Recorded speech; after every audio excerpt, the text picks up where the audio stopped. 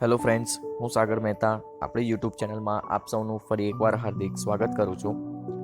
મિત્રો, આપણે અર્થશાસ્ત્ર વિષયમાં ચેપ્ટર નંબર 11 ભારતીય અર્થતંત્રના નૂતન પ્રશ્નો વિશેનો પરિચય મેળવી રહ્યા છે, જેના આજે આપણે ચોથા ભાગમાં આવી ગયા છે. આજના વિડીયોની શરૂઆત કરતા પહેલા મિત્રો, અગાઉના વિડીયોમાં જે બાબતો વિશેનો આપણે પરિચય મેળવી ગયા એના વિશેનો ફરી એકવાર ઉલ્લેખ કરી દઈએ, જેની અંદર આપણે સ્થળાંતર અને સ્થળાંતરને આધારે ઉદ્ભવતી જે કોઈ બાબત હતી એ હતું શહેરીકરણ વિશેનો પરિચય મેળવી ગયા. આ બે બાબતો વિશેનો આપણે સંપૂર્ણ પરિચય મેળવી ગયા છે. તેને અનુરૂપ તેની અસરો વિશેનો પણ આપણે પરિચય મેળવ્યો. ત્યારબાદ આ ચેપ્ટરમાં થોડા આગળ વધીએ તો આંતરમાળખાકીય સુવિધાઓ વિશેનો મિત્રો આજે આપણે પરિચય મેળવવાના છે. તો ચાલો આપણે જોઈએ આંતરમાળખાકીય સુવિધાઓની બાબતમાં આપણને આ ચેપ્ટરમાં કઈ કઈ બાબતોનો સમાવેશ થયો છે, તેમાં ટૂંકી બાબતો કઈ છે, કયા સવાલો તમને મહત્વની રીતે પૂછી શકાય તે વિશેનો આજે આપણે પરિચય મેળવીએ. જેમાં આંતરમાળખાકીય સુવિધાઓ આપણને નીચે પ્રમાણે આપી છે. આ ચેપ્ટરમાં આપણે શિક્ષણ, આરોગ્ય, વીજળી, રેલવે, પેટ્રોલિયમ વિશેનો પરિચય મેળવવાના છે. તો ચાલો મિત્રો આજે જોઈએ સૌથી પહેલું શિક્ષણ. અર્થની રીતે જોઈએ તો શિક્ષણ એટલે શું? તો કે શીખવા અને શીખવવાની પ્રક્રિયા એટલે શિક્ષણ.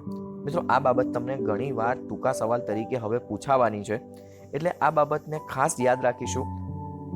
શિક્ષણ એટલે શીખવા અને શીખવવાની પ્રક્રિયા છે. ત્યારબાદ આગળ વધીએ. એક માર્ક્સમાં કેટલીક વાર આપણને આ સવાલ પૂછાય છે કે માનવ મૂડી રોકાણ કોને કહી શકાય? મિત્રો, આ સવાલ આપણા માટે ટૂંકા સવાલ તરીકે પૂછી શકાય કે માનવીમાં રહેલી શારીરિક અને માનસિક શક્તિઓના વિકાસ માટે જે મૂડી રોકાણ કરવામાં આવે તેને માનવ મૂડી રોકાણ કહેવાય. સર, હવે શારીરિક માનસિક શક્તિઓના વિકાસ માટે એટલે શું? તો કે ભાઈ, જે કોઈ કર્મચારી હોય તેને કેળવણી આપવામાં આવે, શિક્ષણ આપવામાં આવે, તાલીમ આપવામાં આવે, સંશોધન કરવામાં આવે. આવી સેવાઓ માટે જે કોઈ મૂડી રોકાણ કંપનીના માલિકો દ્વારા, એકમના માલિકો દ્વારા કરવામાં આવે તો એ આપણા માટે બનશે માનવ મૂડી રોકાણ. ઓકે, એટલે ફરી એકવાર વ્યાખ્યા જોઈ લઈએ કે માનવીમાં રહેલી શારીરિક અને માનસિક શક્તિઓના વિકાસ માટે જે મૂડી રોકાણ કરવામાં આવે છે તેને માનવ મૂડી રોકાણ તરીકે ગણાવી શકાય.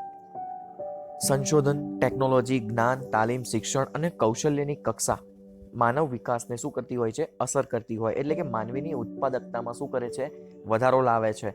જે કોઈ અનિયંત્રિત બગાડ હતો તે બધા જ બગાડને પણ અહીંયા શું કરી દે છે? ઘટાડી દે છે. નુકસાનનું પ્રમાણ ઘટાડે છે, લાભ વધારી આપે છે. એટલે કે આર્થિક વિકાસને અસર કરતું સૌથી મહત્વનું પરિબળ ગણાવવું હોય તો એ છે માનવ મૂડીરોકાણ. 3 માર્ક્સમાં કેટલીક વાર મિત્રો આપણને પૂછાય છે શિક્ષણનું મહત્વ. તો શિક્ષણના મહત્વને લગતા 3 પોઈન્ટ છે. આપણી પાસે 3 મુદ્દાઓ છે. જેમાં નંબર 1, આપણે જાણીએ છીએ કે આપણે શિક્ષણ આપણા જીવનમાં કેટલું મહત્વનું છે, શેના માટે જરૂર હોય છે. સૌથી પહેલો પોઈન્ટ શું કહે છે? તો કે વ્યક્તિ વધુ જ્ઞાન મેળવે છે. શિક્ષણ દ્વારા વ્યક્તિ શું કરે છે? વધુ જ્ઞાન મેળવે છે, જેથી તે ઉચ્ચ કક્ષાની તકો માટે યોગ્ય બને અને પરિણામે તેનું જીવન ધોરણ પણ શું થતું જાય છે? સુધરતું જાય છે. પછી બીજો પોઈન્ટ શું કહે છે કે શિક્ષણ વ્યક્તિમાં આદાન પ્રદાનની શક્તિમાં તેમજ એક નવો આત્મવિશ્વાસ પણ ઊભો કરી આપે છે. કે જો માણસે શિક્ષણ લીધેલું હશે તો તે આદાન પ્રદાન કરવાની શક્તિ તેમજ એક નવો આત્મવિશ્વાસ પણ પોતાની અંદર ઊભો કરી શકે છે. ત્રીજો પોઈન્ટ છે શિક્ષણ દ્વારા વ્યક્તિ પોતાને લાભદાયી હોય તેવા નિર્ણયો લઈ શકે છે. એટલે કે એક નિરક્ષર વ્યક્તિની સરખામણીએ એક શિક્ષણ મેળવેલી વ્યક્તિ જ્યારે પણ કોઈ નિર્ણય લેતું હોય ત્યારે પહેલા તો સૌ પ્રથમ એ શું કરશે?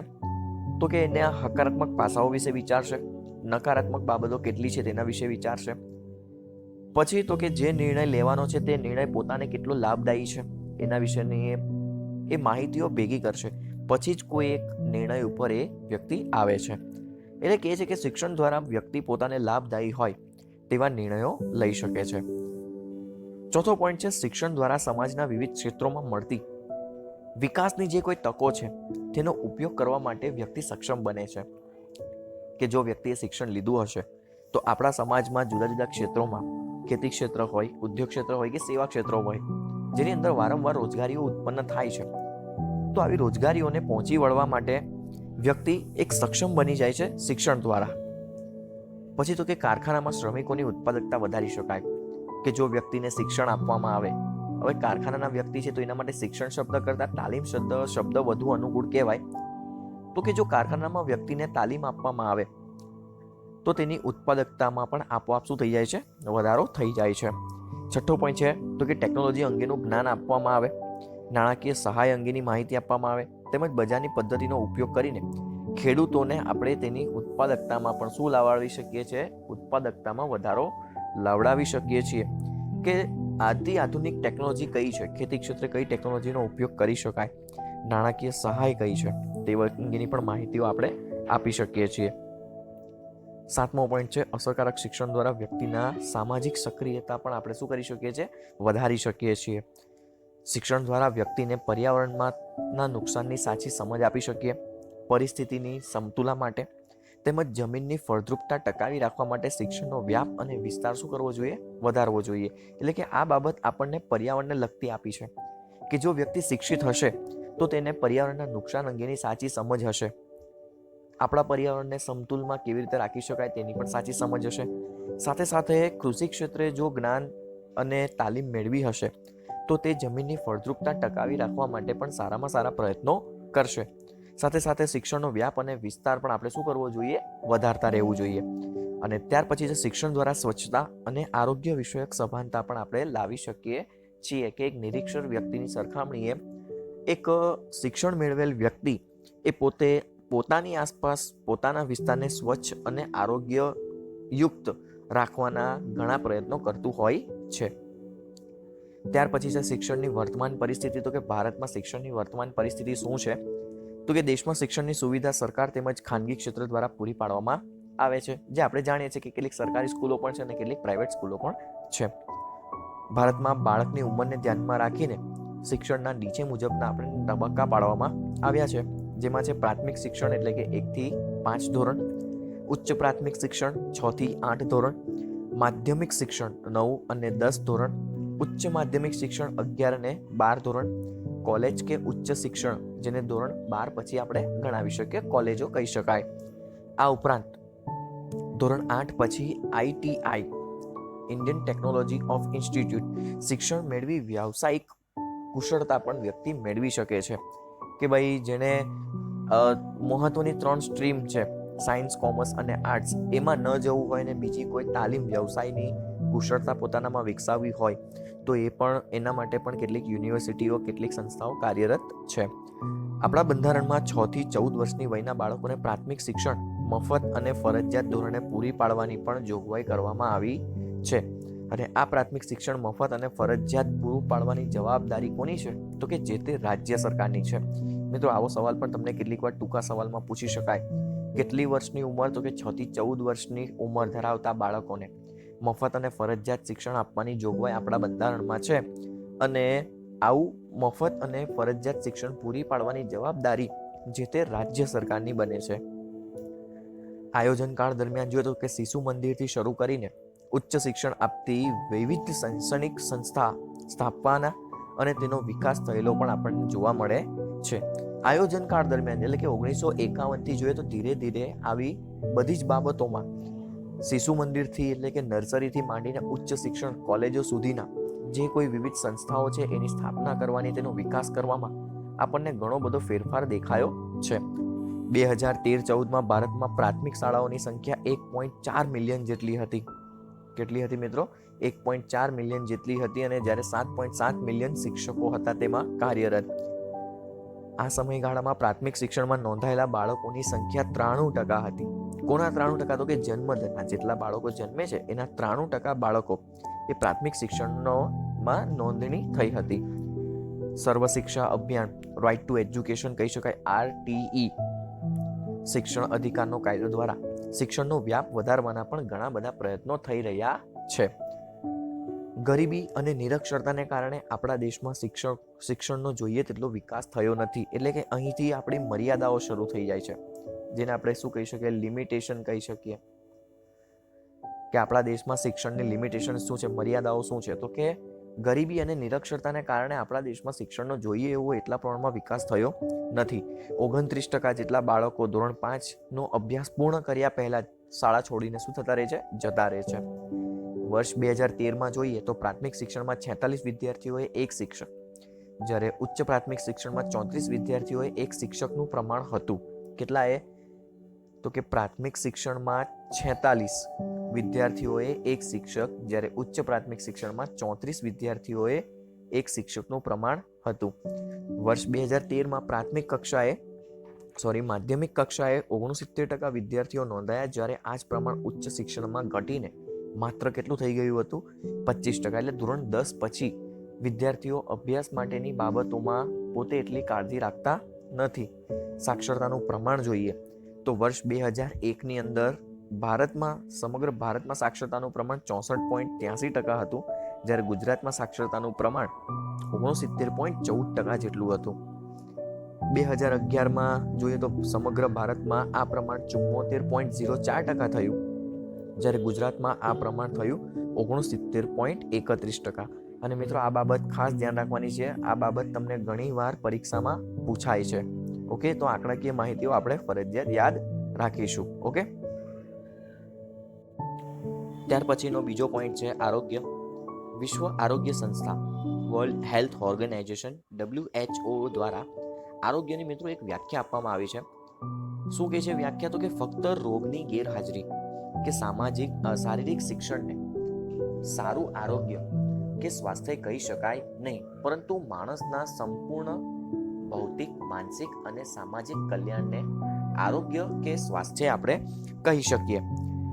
કે વ્યાખ્યા શું કહે છે કે ફક્ત રોગની ગેરહાજરી કે શારીરિક શક્તિને સારું આરોગ્ય કે સ્વાસ્થ્ય ન કહી શકાય, પરંતુ જો માણસના સંપૂર્ણ રીતે ભૌતિક, માનસિક અને સામાજિક કલ્યાણ થતું હોય તો તેને આરોગ્ય કે સ્વાસ્થ્ય આપણે કહી શકીએ.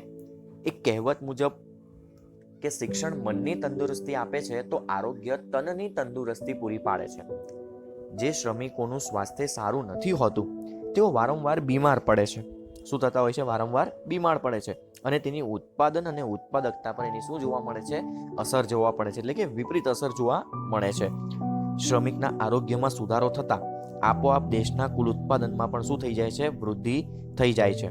આરોગ્યમાં થતો સુધારો આર્થિક વિકાસમાં 3 રીતે મદદરૂપ બને.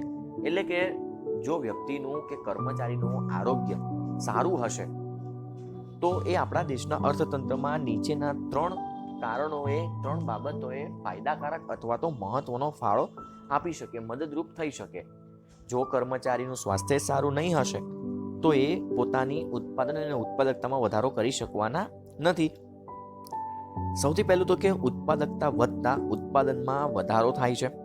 બીજું તો કે કુદરતી સંપત્તિનો વધુને વધુ ઉપયોગ કરી શકાય છે, તેમજ તેમાં થતો બગાડ પણ આપણે શું કરી શકીએ છીએ? અટકાવી શકીએ છીએ. શ્રમિકોની આવકમાં વૃદ્ધિ થતાં તેનું જીવન ધોરણ પણ શું થઈ શકે છે? ઊંચું આવી શકે છે. એટલે આ 3 બાબતો એ આરોગ્યનો આર્થિક વિકાસમાં ફાળો સમજાવે છે. એક તો જો કર્મચારીનું આરોગ્ય સારું હશે તો તે પોતાનું ઉત્પાદન અને ઉત્પાદકતામાં વધારો લાવશે, સાથે સાથે કુદરતી સંપત્તિનો વધુને વધુ ઉપયોગ કરી શકે, તેમજ તેનો બગાડ પણ એ શું કરી શકશે? અટકાવી શકશે. અને ઉત્પાદકતા વધતા તેની આવક પણ વધે છે, સાથે સાથે તેનું જીવન ધોરણ પણ શું આવે છે? ઊંચું આવે છે. ત્યાર પછી જે સારી તંદુરસ્તી માટેની 2 બાબતો જરૂરી છે. એક તો હોય છે સમતોલ આહાર અને બીજું હોય છે ડાક્ટરી સારવાર, એ પણ કેવી? સારી. ભારતની અંદર જોઈએ તો સરેરાશ આયુષ્ય અને બાળ મૃત્યુ દરનું પ્રમાણ તો વર્ષ 1951માં સરેરાશ આયુષ્ય 32 વર્ષનું હતું, જે 2011માં વધીને 63.5 વર્ષનું થયું છે. જ્યારે બાળ મૃત્યુદરની વાત કરીએ તો બાળ મૃત્યુદર દર 1000 હોય છે. 1951માં 146 બાળકો, જ્યારે 2012માં માત્ર 44 બાળકો, એટલે કે પ્રમાણમાં સારો એવો ઘટાડો થયો છે. પરંતુ અન્ય દેશોની સરખામણીએ આ પ્રમાણ હજુ પણ કેવું છે? વધારે દેખાય છે. જેમ શિક્ષણની વર્તમાન પરિસ્થિતિ જોઈએ તેમ આરોગ્યની વર્તમાન પરિસ્થિતિ જોઈએ તો એને રિલેટેડ એક વિધાન પૂછાય છે કે ગ્રામીણ ક્ષેત્રે લોકોનું આરોગ્ય નીચું શા માટે જોવા મળે છે? કારણ કે સ્વાભાવિક છે કે ગ્રામીણ વિસ્તારોમાં આવી આરોગ્યને લગતી કોઈ સુવિધાઓનો વિકાસ થયેલો જોવા મળતો નથી, જ્યારે શહેરોની અંદર સારામાં સારી ડાક્ટરી સુવિધાઓનો વિકાસ થયેલો જોવા મળે છે. સાથે સાથે આંતરમાળખાકીય સુવિધાઓ પણ પૂરતા પ્રમાણમાં આપણને મળતી હોય છે, માટે કહી શકાય. ચાલો જોઈએ આપણે એના માટે વિધાનમાં શું લખી શકાય. તો કે ભારતની કુલ વસ્તીમાંથી આજે પણ 70% જેટલી વસ્તી ક્યાં વસે છે? ગામડાઓમાં વસે છે. અને કુલ દવાખાનાના 5મા ભાગ જેટલા દવાખાના ગ્રામ્ય વિસ્તારમાં જોવા મળે છે. આમ કહી શકાય કે ગામડાના લોકોને પૂરતી ડાક્ટરી સુવિધાઓ પણ મળતી નથી, જેથી ગ્રામ્ય અને શહેરી વસ્તીને મળતી ડાક્ટરી સેવાઓમાં, સારવારોમાં આપણને ખૂબ મોટો તફાવત જોવા મળે છે. ગામડામાં વિશિષ્ટ ડાક્ટરી સારવાર જેવી કે બાળકોના નિષ્ણાત ડોક્ટરો, સ્ત્રીઓના નિષ્ણાત ડોક્ટરો, આંખના નિષ્ણાત ડોક્ટરો, MD અને MS જેવા ઉચ્ચ લાયકાત ધરાવતા ડોક્ટરોનો પણ શું જોવા મળે છે? અભાવ. જેને કારણે આ વસ્તી સારી ડાક્ટરી સેવાઓનો યોગ્ય સમયે પણ મેળવી શકતી નથી. કે આ બધા જે ડિગ્રીવાળા ડોક્ટરો હોય છે, સારામાં સારી સુવિધાઓ હોય છે, આ બધા જે કોઈ સુવિધાઓ પૂરી પાડવાની હોય તે શહેરમાં હોય છે, જ્યારે ગ્રામીણ વિસ્તારોમાં આપણને આવી સુવિધાઓ કે આવા લાયકાતવાળા ડોક્ટરોનું પ્રમાણ જોવા મળતું નથી. ભારતમાં 15 થી 59 વર્ષની વય ધરાવતી સ્ત્રીઓમાંથી 50% સ્ત્રીઓ બિન પોષણક્ષમ આહારને કારણે, લોહ તત્વની ઉણપને કારણે, એનિમિયા જેવા રોગોનો શું બનતી હોય છે? ભોગ બનતી હોય છે. અને તેમાંથી 19% તો મૃત્યુ પામે છે. વિશ્વ બેંકના એક અહેવાલ મુજબ જોઈએ તો ભારત સરકાર પોતાના કુલ ખર્ચના 4.4% ખર્ચ આરોગ્ય પાછળ ખર્ચે છે, જ્યારે અમેરિકા 20.3% ખર્ચ આરોગ્ય પાછળ, જ્યારે ચીન 12.5% ખર્ચ પોતાની કુલ રાષ્ટ્રીય આવકના. આ આંકડાકીય માહિતી આપણે ખાસ યાદ રાખવાની છે કે ભારત પોતાના રાષ્ટ્રીય આવકનો કુલ ખર્ચના કેટલા ટકા? તો કે 4.4% આરોગ્ય પાછળ ખર્ચે છે. અમેરિકા 20.3, જ્યારે ચીન 12.5 જેટલા હિસ્સો એ આરોગ્ય બાબતની પાછળ ખર્ચે છે. આ થઈ આરોગ્ય અને શિક્ષણની બાબત. ત્યાર પછી જોઈએ તો કે વીજળી આર્થિક વિકાસ માટેનું સૌથી મહત્વનું ચાલક બળ હોય તો એને આપણે વીજળીને ગણાવી શકીએ. કેટલીક વાર 1 માર્ક્સમાં પણ આ માહિતી આપણને પૂછાય છે કે આર્થિક વિકાસ માટેનું સૌથી મહત્વનું અને ચાલક બળ કયું છે? તો કે એ છે વીજળી. ગામડા તથા શહેરોમાં બંનેના વિકાસ માટે વીજળી અનિવાર્ય ચાલક બળ ગણાય છે. ગામડામાં કૃષિ, સિંચાઈ, નાના પાયાના ઉદ્યોગો, ગૃહ ઉદ્યોગો વગેરેને પણ વીજળી જ આભારી છે. વીજળી ઉત્પાદનની ક્ષમતા જોઈએ ભારતમાં તો મિત્રો વર્ષ 1950-51માં વીજળીનું ઉત્પાદન 2300 મેગાવોટ જેટલું થયું હતું, જ્યારે 2009માં આ જ પ્રમાણ વધીને 1,54,574 મેગાવોટ જેટલું થયું છે. એટલે કહેવાનો મતલબ કે આટલા વર્ષોની અંદર જે 60 વર્ષ છે અથવા તો 61 વર્ષનો સમયગાળો છે, જેની અંદર વીજળીનું ઉત્પાદનમાં ઘણો એવો સારો એવો વધારો થયેલો આપણને જોવા મળે છે. વીજળીના ઉત્પાદન અને વપરાશના દેશ તરીકે જોઈએ તો ભારત વિશ્વમાં આગળ પડતું કંઈક સ્થાન ધરાવે છે. વિશ્વમાં વીજળી ઉત્પન્ન કરનાર દેશોમાં ભારત 7મા ક્રમે છે, જ્યારે વીજળીના વપરાશકાર તરીકે 5મા ક્રમે જોવા મળે છે. મિત્રો આ બાબત પણ આપણને MCQમાં અથવા તો ટૂંકા સવાલ તરીકે પૂછી શકાય. તો કે ભારત વીજળીનું જો ઉત્પાદન કરવાનું હોય તો કેટલામાં સ્થાને છે? તો કે 7મા સ્થાને વિશ્વમાં. જ્યારે વપરાશ કરવાનો હોય તો વીજળીના વપરાશમાં 5મા ક્રમે જોવા મળે છે. ભારતમાં વીજળી 4 રીતે મેળવવામાં આવે છે, એટલે કે ઉત્પાદન થાય છે. સૌથી પહેલું છે થર્મલ પાવર, બીજું છે હાઇડ્રો પાવર, ત્રીજું છે ન્યુક્લિયર પાવર અને ચોથું છે અન્ય રીતે. એટલે કે સોલર સિસ્ટમ દ્વારા થતું હોય, પવન ચક્કી દ્વારા કે અન્ય કોઈ બીજા કારણોસર. થર્મલ પાવર એટલે કે કોલસા દ્વારા, હાઇડ્રો પાવર એટલે કે પાણી દ્વારા, પાણીની અંદર ટર્બાઇન ફેરવીને, ન્યુક્લિયસ દ્વારા એટલે કે 2 પરમાણુ વચ્ચે પ્રક્રિયાઓ કરીને વીજળી ઉત્પન્ન કરવામાં આવે, અને ત્યાર પછી છે પવન ચક્કી, બાયોગેસ અને સૂર્યશક્તિ દ્વારા પણ આપણા દેશમાં વિદ્યુત ઉત્પન્ન કરવામાં આવે છે. સરકાર સૂર્યશક્તિના ઉપયોગને વધુને વધુ ઉપયોગી બનાવવા માટેના સતત પ્રયત્નો કરી રહી છે, જેને આપણે સોલર સિસ્ટમ કહી શકીએ. સરકાર દ્વારા સૂર્ય કુકર અને સૂર્ય ગીઝર ખરીદવા માટે સબસિડી પણ આપવામાં આવે છે, તેમજ સોલાર પેનલ માટે પણ શું કરવામાં આવે છે? પ્રોત્સાહન આપવામાં આવે છે. આંકડાકીય માહિતી જોઈએ તો વર્ષ 2012-13માં વીજળીનું ઉત્પાદન થર્મલ પાવર દ્વારા એટલે કે કોલસા દ્વારા 70% હતું, હાઇડ્રો પાવર દ્વારા 16%, એટલે કે જુદા જુદા વિન્ડ ફાર્મ દ્વારા, ન્યુક્લિયસ દ્વારા 2%, જ્યારે અન્ય દ્વારા 12%. આપણે જાણીએ છીએ મિત્રો કે થર્મલ પાવર દ્વારા 70%, એટલે કે સૌથી વધારે કોલસાના ઉપયોગ દ્વારા શું કરવામાં આવી છે? વીજળી ઉત્પન્ન કરવામાં આવી છે. વીજળીનો વપરાશ કૃષિ, ઉદ્યોગ, રહેઠાણ, વાહન વ્યવહાર અન્ય દ્વારા પણ થતો જોવા મળે છે. કુલ ઉત્પાદનમાં વીજળીનો વપરાશ ક્યાં થાય છે? તો રહેઠાણ વિસ્તારમાં 22% જેટલો, ખેતી ક્ષેત્રોની અંદર 18%, ઉદ્યોગ ક્ષેત્રમાં સૌથી વધુ વીજળીનો વપરાશ થાય છે, કારણ કે ઉદ્યોગ ક્ષેત્ર મિત્રો 24 કલાક ચાલુ હોય છે. એટલે કે કુલ જે વીજળી ઉત્પન્ન થાય છે એનો અડધા જેટલો ભાગ તો આ ઉદ્યોગો પાછળ જ ખર્ચાઈ જાય છે. એટલે કે લગભગ 45% જેટલો વીજળીનો વપરાશ આ ઉદ્યોગ ક્ષેત્ર કરે છે. વાહન વ્યવહાર અને અન્ય વીજ વહન તેમજ વિતરણ વ્યવસ્થા પાછળ વાહન વ્યવહારમાં 2%, જ્યારે અન્ય વીજ વહન અને વિતરણ વ્યવસ્થા પાછળ 13% જેટલો વીજળીનો વપરાશ થાય છે. ત્યાર પછી કેટલીક બાબત છે જે 1 માર્ક્સમાં પણ તમને પૂછી શકાય, તો એ છે વીજળીનું ઉત્પાદન. તો કે ભારતમાં કેન્દ્ર સરકાર, રાજ્ય સરકાર તેમજ ખાનગી ક્ષેત્ર દ્વારા પણ આ વીજળીનું ઉત્પાદન કરવામાં આવે છે. ત્યાર પછી છે વીજળી ક્ષેત્ર સામેના પડકારો, એટલે કે સમસ્યાઓ શું છે, શા માટે આજે વીજળીનો વપરાશ વધુ થઈ રહ્યો છે, એનું ઉત્પાદન આજે આપણે એટલું સક્ષમતાથી નથી થઈ શકતું, એ પણ 2 માર્ક્સમાં મિત્રો તમને ઘણીવાર પૂછી શકાય. તો નંબર 1, વીજળી ક્ષેત્ર સામેનો મોટામાં મોટો પડકાર એ છે કે ઉત્પાદન ક્ષમતાનો પૂરેપૂરો ઉપયોગ આપણે કરી શકતા નથી. એટલે કે જેટલા ક્ષેત્રોમાંથી આપણને ઉત્પાદન કરી શકીએ, વીજળીનું ઉત્પાદન આપણે કરી શકીએ એમ હોય, એવા દરેકે દરેક પાસાઓનો આપણે મહત્તમ ઉપયોગ કરી શકતા નથી. બીજું છે તો કે આપણા દેશના વાર્ષિક 7 થી 8% વિકાસના દરને પહોંચી વળવા માટે જેટલી વીજળી ઉત્પન્ન બનવી જોઈએ, ઉપલબ્ધ થવી જોઈએ, એટલી વીજળી આપણે ઉપલબ્ધ બનતી નથી. એટલે કે એટલી વીજળીનું આપણે ઉત્પાદન કરી શકતા નથી, જેથી 7 થી 8% દરે આપણે વિકાસ કરવા માટે જેટલી વીજળીનો વપરાશ કરવો પડે એટલી વીજળી આપણે ઉત્પન્ન કરી શકતા નથી. ત્રીજો છે કે વીજળીની ઉત્પાદન ક્ષમતા કરતાં ઓછું ઉત્પાદન જોવા મળે છે. એટલે આપણે જેટલી વીજળી ઉત્પન્ન કરી શકીએ એમ હોય એટલી વીજળી ઉત્પન્ન નથી કરી શકતા, જેને કારણે તેનું ઉત્પાદન ઓછું જોવા મળે છે. ચોથો પોઈન્ટ છે તો કે વીજળીનું અયોગ્ય રીતે વહેંચણી થાય છે.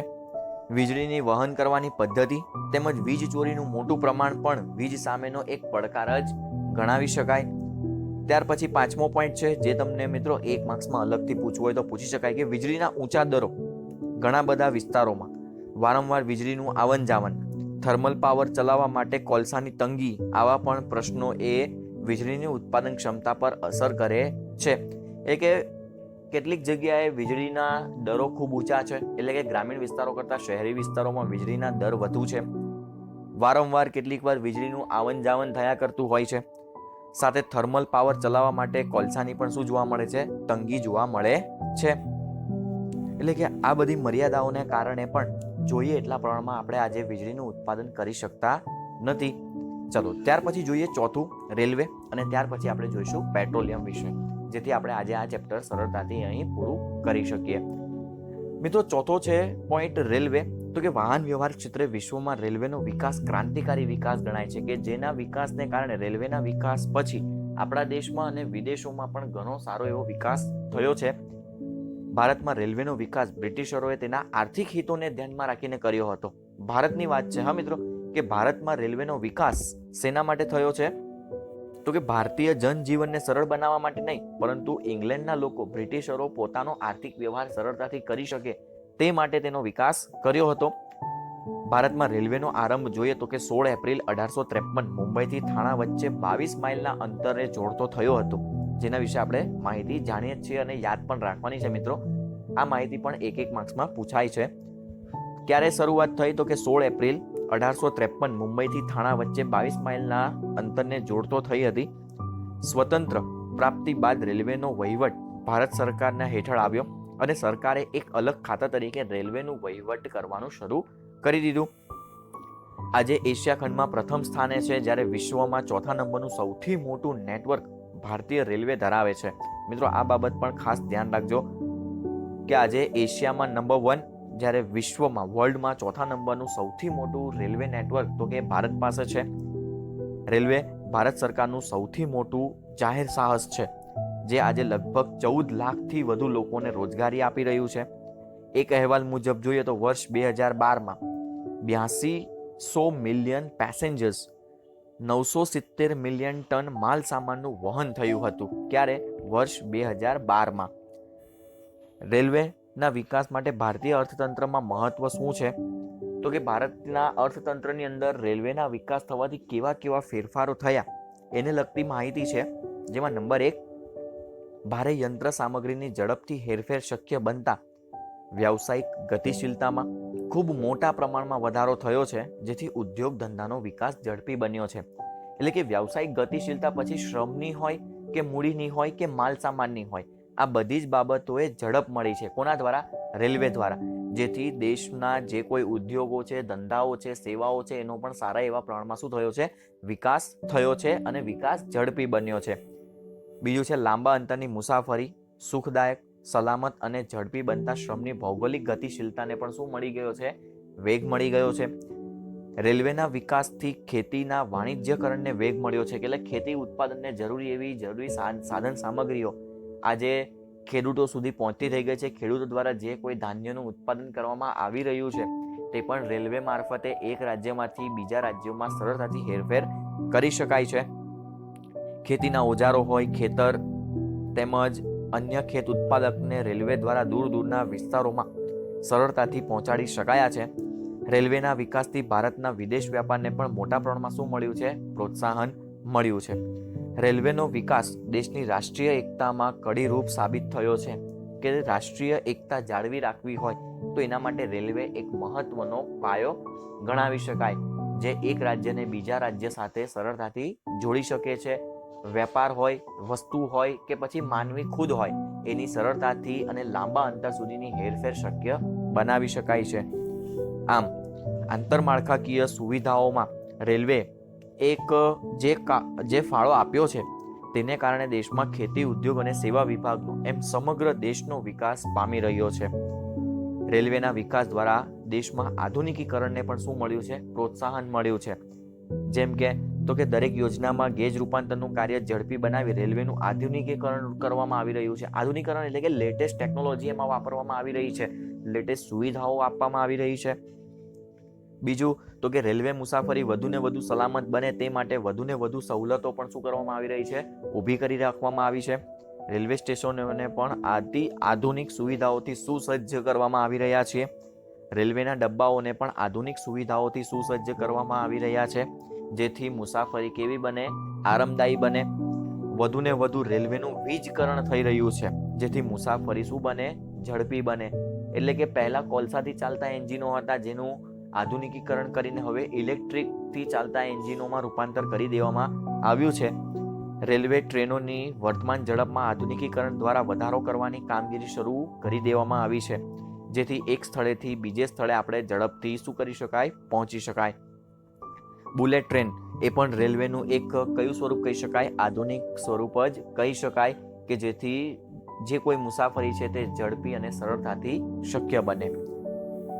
તેમ છતાં પણ રેલવે સામેના કેટલાક પડકારો જોવા મળે છે. જેમાં નંબર 1 છે આધુનિક ટેકનોલોજીની અનિવાર્યતા ઘણી અપૂરતી છે. કે ભાઈ આપણા દેશની અંદર આધુનિકીકરણ જરૂરી તો છે, પરંતુ તેનો અસરકારક અમલ થયેલો જોવા મળતો નથી. બીજું છે અર્થતંત્રની જરૂરિયાત પ્રમાણે રેલવેની સવલત પણ ઘણી અપૂરતી છે. હવે અર્થતંત્રની અંદર વ્યક્તિ અને તેની સાથે જોડાયેલો માલ સામાન, આ બંનેનું પ્રમાણ એટલું વધારે છે કે દેશના અર્થતંત્ર અને વ્યવસ્થાપન એ તેઓને પૂરતા પ્રમાણમાં રેલવેની સુવિધા પૂરી પાડી શકતી નથી. ત્રીજું છે નાણાંની તંગી તેમજ સંચાલનમાં સમસ્યા. તો કે જેટલી આધુનિક સુવિધાઓ પૂરી પાડવી હોય તો એની સામે નાણાકીય જે કોઈ પરિબળો છે તે પણ પૂરતા પ્રમાણમાં હોવા જોઈએ અને તેનું સંચાલન પણ મજબૂત હોવું જોઈએ, તો તેનો અસરકારક અમલ શક્ય બની શકે. ચોથું છે મુસાફરોને અપૂરતી સવલતોની સમસ્યા પણ જોવા મળે છે, એટલે કે જેટલા પ્રમાણમાં સવલતો મળવી જોઈએ એટલા પ્રમાણમાં સવલતો પણ તેમને મળી રહેતી નથી. પાંચમું છે પ્રાદેશિક અસમતોલ રેલવેનો વિકાસ. આ બધી બાબતો રેલવે સામેના એક પડકારો ગણાવી શકાય, કે શહેરી વિસ્તારોમાં સારામાં સારી રેલવેની સુવિધાઓ, જ્યારે ગ્રામીણ વિસ્તારોના છેડાના વિભાગો સુધી તો આવી રેલવે સેવાઓ પહોંચી શકી નથી. ત્યાંના લોકોને આવી આધુનિક સેવાઓ પ્રાપ્ત થતી નથી. એટલે આપણા દેશની અંદર રેલવેનો સારો એવો વિકાસ એક બાજુ થયેલો દેખાય છે, પરંતુ તેની મર્યાદાઓ બીજા પાસા તરીકે જોઈએ તો રેલવેનો જેટલા પ્રમાણમાં વિકાસ થવો જોઈએ એટલા પ્રમાણમાં વિકાસ થયેલો દેખાતો નથી. અને ત્યાર પછી આ ચેપ્ટરનો અંતિમ પોઈન્ટ જોઈએ તો એ છે પેટ્રોલિયમ. તો કે ઉર્જાના મહત્વના સ્ત્રોત તરીકે પેટ્રોલિયમ પેદાશને ગણાવી શકાય, તેમજ વાહનના ચાલક બળ તરીકે તેનું પણ મહત્વ ઘણું જોવા મળ્યું છે. અદ્યતન ટેકનોલોજી ઉત્પાદન માટે મોટા ભાગે પેટ્રોલિયમ પેદાશ પર જ આધાર રાખતી હોય છે, પરંતુ ભારતમાં પેટ્રોલિયમ પેદાશોનો જથ્થો ખૂબ જ મર્યાદિત પ્રમાણમાં હોવાથી તેની આયાતો પર જ આધાર રાખવો પડે છે. આપણે જાણીએ છીએ મિત્રો કે ભાઈ દિવસે ને દિવસે આજે અદ્યતન ટેકનોલોજીનું પ્રમાણ વધી રહ્યું છે, પરંતુ આ અદ્યતન ટેકનોલોજી પેટ્રોલિયમ પેદાશો પર જ આધાર રાખે છે. પરંતુ ભારતમાં જોઈએ તો પેટ્રોલિયમ પેદાશોનો જથ્થો કેવો છે, ખૂબ જ મર્યાદિત છે. આથી આપણા દેશની જરૂરિયાતોને પહોંચી વળવા માટે આપણે શું કરવું પડે છે, વિદેશી જે કોઈ દેશો છે, વિદેશના દેશો પાસેથી આવી પેટ્રોલિયમની માંગને મેળવવી પડે છે. ભારતમાં સૌ પ્રથમ તો કે અસમમાં તેલના ભંડારો પ્રાપ્ત થયા હતા. સાથે સાથે જોઈએ તો કે સરકારને પેટ્રોલિયમ પેદાશોની દેશના આર્થિક વિકાસમાં અનિવાર્યતા જણાતા ખનિજ તેલ મેળવવાના પણ ઘણા પ્રયત્નો કરવામાં આવ્યા છે. એક માર્ક્સમાં કેટલીક વાર પૂછી શકાય કે 1959માં ONGCની સ્થાપના કરવામાં આવી. ત્યારબાદ સરકારે તેને નિગમ બનાવી કમિશનનું કોર્પોરેશન કરી દીધું. એટલે કે મિત્રો આ બાબત આપણને ખાસ ધ્યાન રાખવાની છે. જો અહીં લખી દીધી છે કે પહેલા શું હતું, તો કે oil and natural gas commission હતું, એટલે કે કમિશન લિમિટેડ હતું. પછી તેને નામ બદલીને oil and natural gas corporation limited કરી દેવામાં આવ્યું હતું. એટલે કે ONGC દ્વારા સરકારે પેટ્રોલિયમ પેદાશો મેળવવાના પણ સઘન પ્રયાસો હાથ ધર્યા છે. જેમ કે ગુજરાતમાં કડી, કલોલ, અંકલેશ્વર જેવી જગ્યાએથી તેલના ભંડારો પણ શું કર્યા છે, શોધી કાઢ્યા છે. મુંબઈમાં દરિયામાં ખનિજ તેલ મેળવવા માટેનું એક પ્લેટફોર્મ જેનું નામ છે બોમ્બે હાઈ ઊભું કરવામાં આવ્યું છે. વિશ્વના કુલ જથ્થામાં ભારતનો હિસ્સો માત્ર 0.5% જેટલો જ છે. શેના માટે, તો કે પેટ્રોલિયમ પેદાશ માટે. કે વિશ્વની અંદર કુલ પેટ્રોલિયમ પેદાશનો જેટલો બી હિસ્સો છે એમાં ભારતનું પ્રમાણ 1%થી પણ ઓછું છે. કેટલું છે? 1%થી પણ ઓછું છે. કુદરતી ગેસને પણ પેટ્રોલિયમ સ્ત્રોત જ ગણવામાં આવે છે, જેનો ઉપયોગ થર્મલ વિદ્યુત મથકોમાં, રાંધણ ગેસમાં કે વાહનોમાં ચાલક બળ તરીકે કરવામાં આવે છે. વિશ્વના ગેસના કુલ જથ્થામાં ભારતનો હિસ્સો માત્ર 0.5% જેટલો જ રહ્યો છે. કુદરતી ગેસના વધુ ઉપયોગને પરિણામે, ચલો મિત્રો, પેટ્રોલિયમ પેદાશમાં કેટલો હિસ્સો, તો કે 0.5, જ્યારે ગેસના કુલ જથ્થામાં ભારતનો હિસ્સો કેટલો છે, માત્ર 0.5. વધુ ઉપયોગને પરિણામે પર્યાવરણીય પ્રદૂષણના પણ કેટલાક પ્રશ્નો ઊભા થયા હતા, જે હવે ગેસના ઉપયોગથી આપણે ઘટાડી શક્યા છીએ, જેથી તેનો વધુને વધુ ઉપયોગ વીજળી ઉત્પાદન તેમજ વાહન વ્યવહારમાં કરવો જોઈએ. ગેસના ઉપયોગને પર્યાવરણીય મિત્ર ગણવામાં આવે છે, એટલે કે ઇકો ફ્રેન્ડલી એક બળતણ તરીકે, ઈંધણ તરીકે તેનો ઉપયોગ થાય છે. તો મિત્રો, આની સાથે આપણું આ ચેપ્ટર નંબર 11 ભારતીય અર્થતંત્રમાં નૂતન પ્રશ્નો આપણું અહીં પૂર્ણ થયું. હવે પછીના વિડીયોની અંદર આપણે અગાઉના જે ચેપ્ટરોની ચર્ચા કરવાની રહી ગઈ છે તેના વિશેની આપણે ફરી પાછી ચર્ચા કરીશું. ઓકે.